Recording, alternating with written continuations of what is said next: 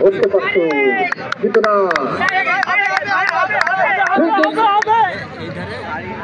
সেই গোলকিপারের অনুকালে ইউসুফের গোলগ্রাফ আস্তে আস্তে করে দিচ্ছে এবং এলোমেলো শট।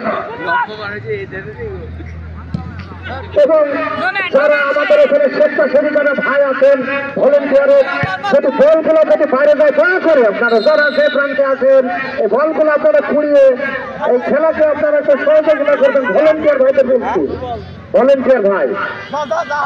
এবং আবার আছে খেলা কিন্তু দারুণ ভাবে চলছে। গোলদামে শরীর সোনার হরিণ কিন্তু এখন পর্যন্ত কোনো দলই কিন্তু আদায় করতে পারেন। আমি যত কিন্তু দেখেছিলাম, আমি তখন ঝালমুড়ি খাচ্ছিলাম, ঝালমুড়ি খাওয়ার মধ্যে তিনটা গোল হয়ে গেল। অবিশ্বাস রান করে গোল, যেটা আমি কখনো আমার খেলার জীবনে দেখিনি।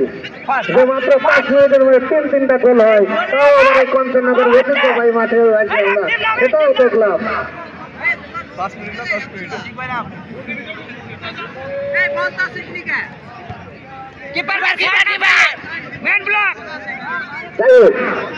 সুন্দর সুন্দর আমাদের প্রধান অতিথি কিন্তু উনি বলেছিলেন যে ট্রিপল কাভার আসলে দেখলাম যে আসলে আমাদের প্রধান অতিথি সাহেবের কথাটা কিন্তু আমি এখন ভাবছি সময় সময় কিন্তু দর্শকে পরিপূর্ণ কোন জায়গায় কিন্তু ধারণার মতো জায়গা আর নাই। রাত্রে আসলে এত দর্শক হয় এই কাঞ্চননগরের নৈশ মাঠে আসলে কিন্তু বোঝা যাবে না যে নৈশ ফুটবল দেখার জন্য আসলে মানুষ এত বেশি আগ্রহ হয়।